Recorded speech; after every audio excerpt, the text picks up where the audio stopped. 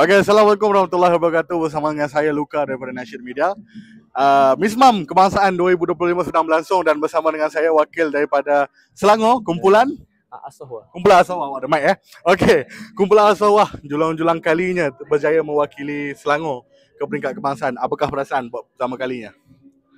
Okay, perasaan saya buat pertama kali menyertai Miss Mam ni sudah tentu teruja, gembira, nervous, semua ada.